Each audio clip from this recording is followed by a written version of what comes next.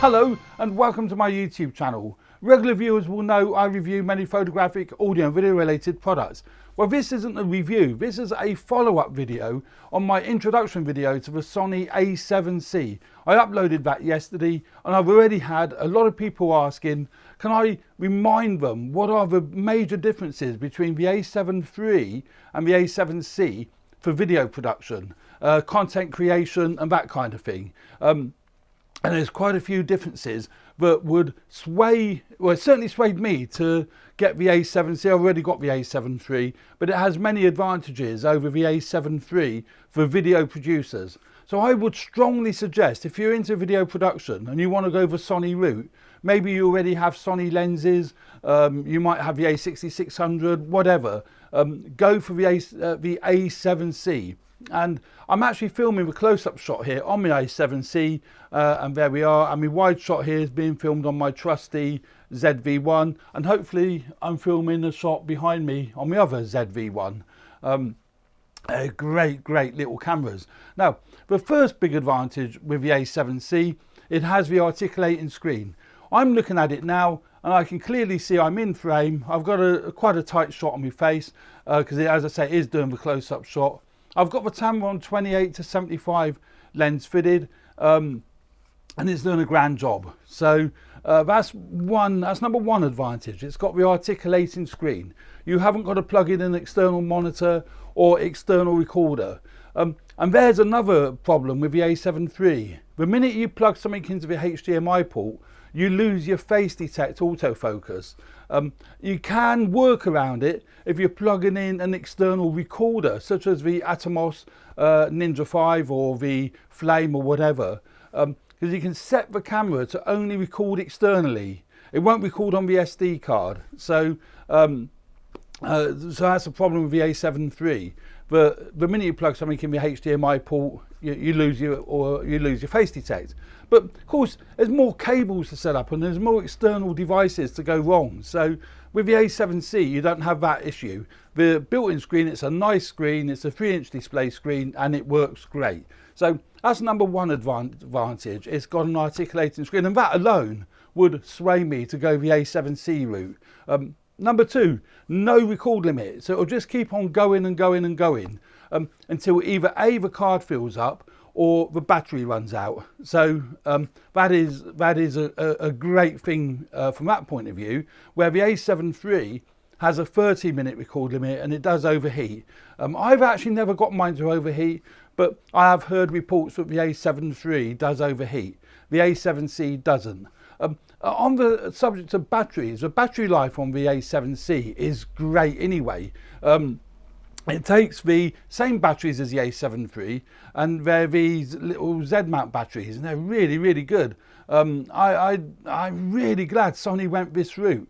They just last forever. They're really good batteries. So that's the battery that is the A7C and the A7 III takes, which is really good. So that's two advantages there: the screen and the no record limit. That's the thing what I was saying then, no record limit. The third advantage, you can run it off USB. So with the A7 III, you can charge the battery via the USB port, but you can't run the camera via the USB port. So this is great because if you are doing any long time recording, does that make sense? You're doing any recording for any length of time, maybe you've gone to somebody's location, you don't need to worry about taking loads of batteries, just take a power block and that'll last you. That is a great thing with that. Just like I do on my A6100 and my A6600 and on my ZV-1, although today I'm running the ZV-1s off their internal batteries, so I'm hoping they'll run before this finishes. So as another great advantage with the A7C, you can run it off of USB. And another advantage, I think the fourth one now, is the autofocus. It's got the face tracking autofocus and the eye tracking in video autofocus. The A7 III doesn't have that. So in video, it will track your eye and it's, it will just stick on that person a lot more than what the A7 III does. Although to be fair, the A7 III's autofocus is very good anyway. But that's another big advantage with the A7C. So to summarize then, if you are into more video than you are stills, I would definitely go for the A7C. Even with stills, to be fair, it's exactly the same sensor as the A7III, so the image quality that comes out of it is going to be pretty much the same. In fact, I would, hazard a guess, it's going to possibly be slightly better because it's got the newer processor, but it is exactly the same sensor, so your rolling shutter is going to be very similar, and what have you. So from a stills point of view, you might want to go the A7III route. It's got a better viewfinder, that's for sure. But for video, definitely the A7C. And I highly recommend the A7C. I'm thoroughly enjoying it. I've only had it a couple of days, but I am thoroughly enjoying using it. So if this helps you guys and girls, that really is great. So I'm going to very quickly summarize once again. It's got the articulating screen, the A7III hasn't. It's got no record limit. The A7III has a 30-minute record limit.